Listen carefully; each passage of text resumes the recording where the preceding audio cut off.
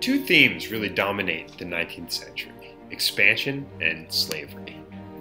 Expansion took place throughout the 1800s, where the United States, kind of motivated by this idea of manifest destiny, this ideology that says the United States has an obligation, kind of a God-given right, to spread its way of life and expand its territory across the continent. And because of this, it grew from a country, a skinny little country of 13 colonies, to looking kind of like the way it does today, covering the entire continent by the end of the 19th century. As a result of this expansion, the country as a whole grew very wealthy and powerful and had a tremendous growth in population. But at the same time, expansion caused tremendous amounts of inequality in American society and resulted in tremendous violence.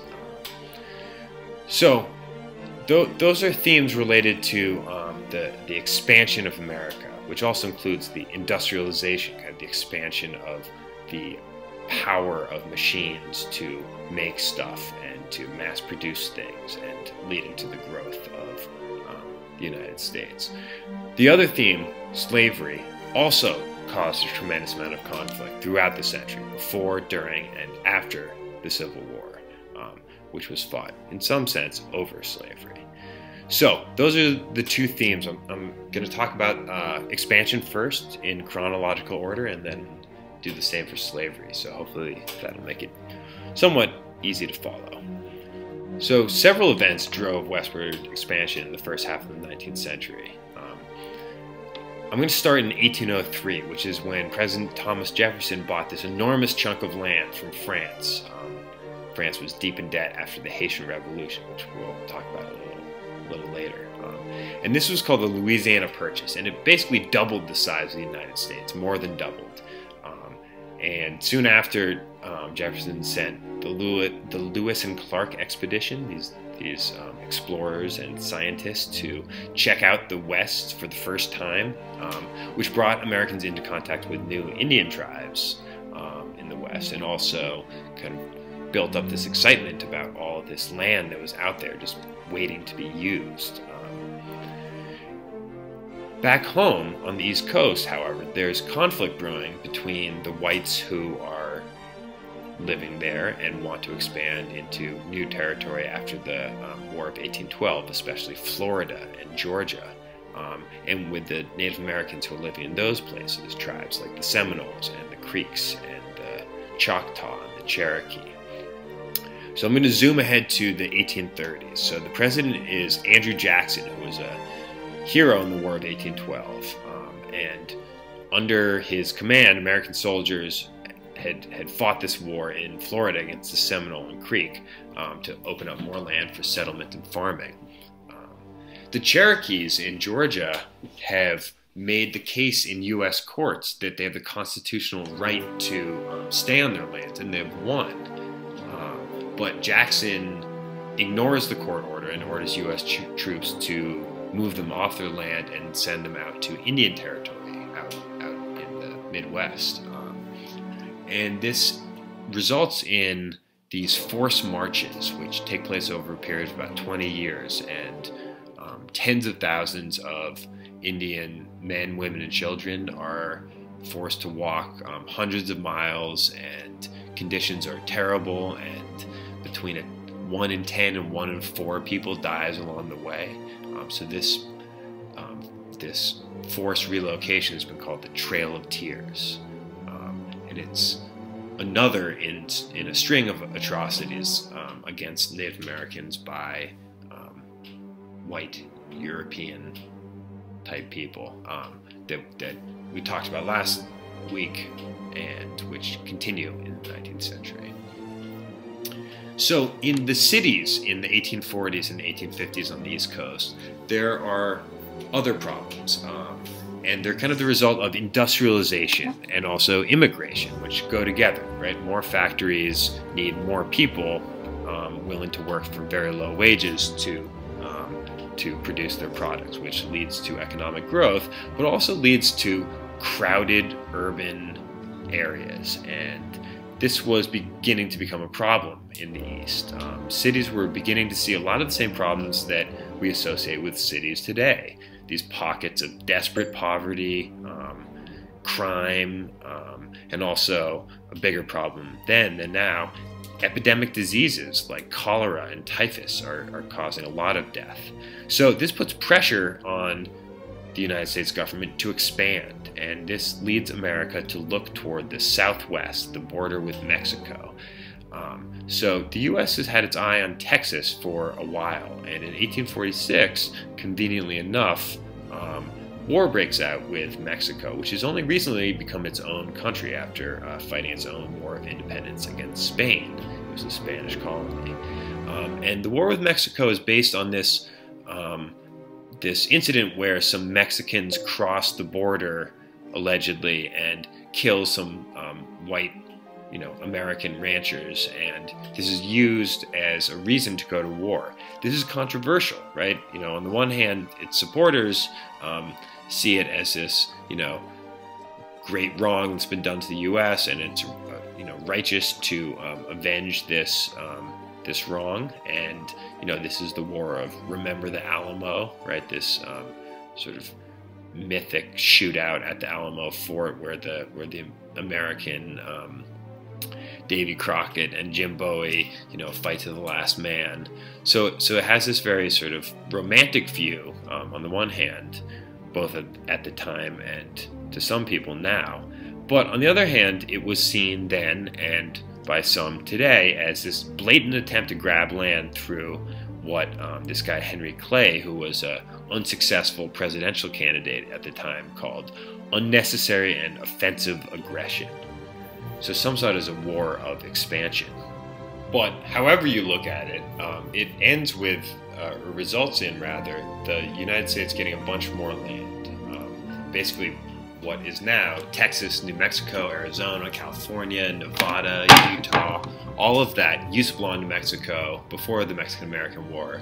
After the Mexican-American War, it's part of the United States territory.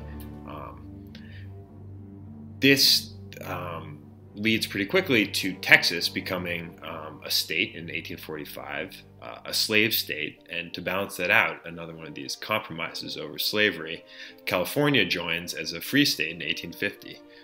And this leads to thousands of people leaving those crowded, disease-ridden eastern cities to make the dangerous journey overland along things like the Oregon Trail to the west, and they're seeking opportunities to, if they're poor, make a living, if they're rich and can invest money to maybe make a fortune, ranching in the Southwest or mining gold in California in the gold rush, which starts in 1848 and then moves to North and South Dakota a little later on, or farming in the rich farmland of the Great Plains. And the government supports this effort in a few ways. First, it provides really cheap land through the Homestead Act of 1862 under President Lincoln. And this allows people, if they're willing to go out and take the risk of going out into the territory and staking a claim and building a house to settle it, they get to have this land for pennies on the dollar. The other thing they do is that they use tax money to hire railroad companies to build the transcontinental railroad connecting the east and the west coast. And this takes 6 years, begins 1863, ends in 1869. They connect the two lines, one starts in the west, one starts in the east, they meet in the middle. And one important effect of this is all of a sudden you can travel way faster and way cheaper and way more safely from, say, New York to California than you ever could before. And you can also bring goods. So, this really turns into the growth of the West and kind of your picture of the Wild West, right? Cowboys, shootouts, gold miners, Indians, all that really starts to come into the picture at this time in the sort of beginning of the late 1860s, early 1870s. But there's another side of this story, which is that expansion was tremendously destructive to the Native Americans in the West. It was, another chapter in that genocidal story that we started talking about in in the last video. So for basically a century, the U.S. government wages war, more than 100 individual wars against the tribes who resisted the white settlement or resisted giving up their lands to have the railroad and the towns that grew up alongside it run through. And in these wars, massacres were very common on both sides. Indians were trying to terrorize white settlers into, not taking their land, and the U.S. Army increasingly saw it as appropriate and justified to have a policy of extermination of the tribes who resisted, like the Sioux and the Comanche and the Apache and the Ute. And the other thing is that during and shortly after the construction of the Transcontinental Railroad, the U.S. Army sponsored these huge buffalo shooting sprees to deprive Indians of their main food source and killed literally millions of buffalo, nearly drove them extinct just by hunting them. And they also had black Civil War veterans hired as what they called buffalo soldiers to hunt the buffalo and also to hunt Indians, just to shoot them down and kill them. So this war against the Indians by the late 1880s is almost over. There's only a few pockets of resistance left, and settlement is occurring kind of on more and more of the land. They're kind of closing in on these last few pockets.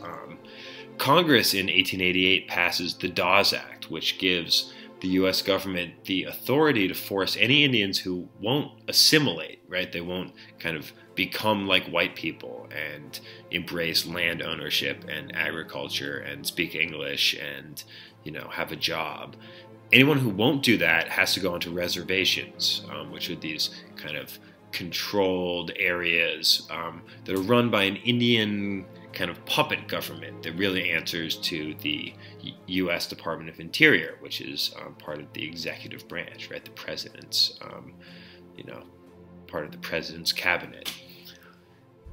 And the event that really marks the end of Indian resistance is the massacre at Wounded Knee, South Dakota in 1890, where the U.S. Army uses machine guns and kills 300 Lakota Sioux men, women, old people, and children who were refusing to go to the reservation on Pine Ridge. And also around the same time, they capture and kill the two rebel Lakota leaders, Sitting Bull and Crazy Horse, who had been sort of the leaders of this, probably the biggest resistance to white settlement. So at this point, the U.S. has succeeded in wiping out pretty much all Native American tribal societies on the continent. Not all the people have been killed, but all of the kind of the societies are destroyed, and many of the people have been killed. And in the 1890 census, it declares that the frontier, the sort of imaginary line between civilization and the wild or savage, quote-unquote, part of America, is gone. There's no more frontier. There's no more land to expand onto. We've settled it all. Another perspective on this period of expansion and industrialization comes from the people who didn't get rich off it, but did the work that made it happen and took the risks that allowed it to happen. So these are the poor people, the poor white people, the immigrants from China and from Ireland and Scotland, and also the black people who start the century as slaves and as technically free people, but certainly not fully citizens.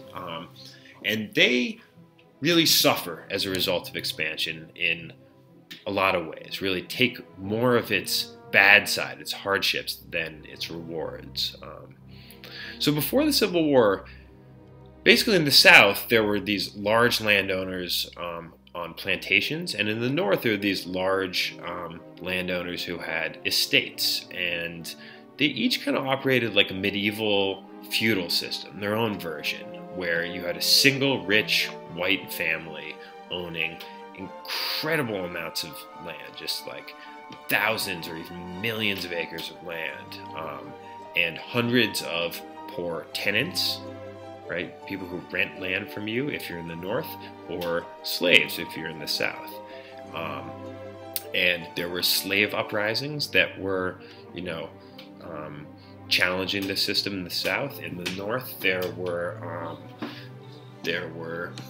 uprisings like the anti-renter movement, which took place in New York State in the 1840s, where these poor white renters, these tenants, basically refused to pay their rent and their taxes, and armed themselves and drove away police and militias before they were finally put down by the army. So there had been this kind of resistance to what was being done, kind of leading up to the Civil War. The Civil War really, just stops everything, and it's all about the Civil War. After the Civil War, the exploitation of workers begins in new ways, where black prisoners, right? You can't have slaves anymore, but if someone's a prisoner, you can make them work for free. So black prisoners, and also immigrants from China who are not citizens and are really considered by a lot of white Americans at the time as not,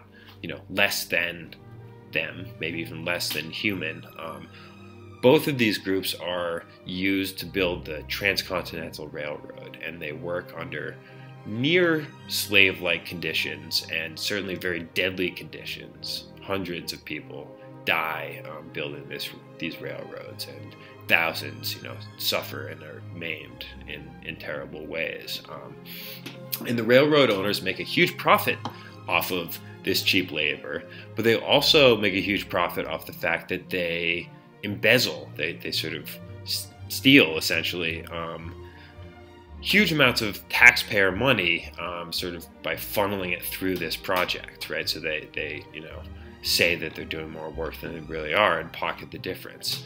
And this corruption within the railroad building, which makes a few people extremely rich, kind of sinks the U.S. economy in this thing called the Panic of 1873, which was at the time the worst economic recession the country had ever seen by far. And at this point, even though workers and slaves had sort of rebelled before, things really start to heat up in the 1870s. Workers start to resist in a big way.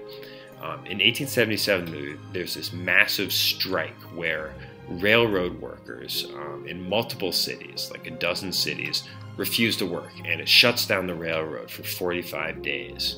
This great railroad strike of 1877. And eventually, the police and later the military is sent in and violently stops the strikes and forces and intimidates the workers into going back to work. But there's more to come, and basically for the next 50 years, violent confrontations between striking workers and companies who are backed by government power would kind of become a regular occurrence, and workers began to fight back harder and harder against harsh working conditions and unfair wages. And for a while, the government and the company bosses come back with more and more power and more of a crackdown. So that's the expansion and industrialization part of this story. And now I'm going to talk about slavery.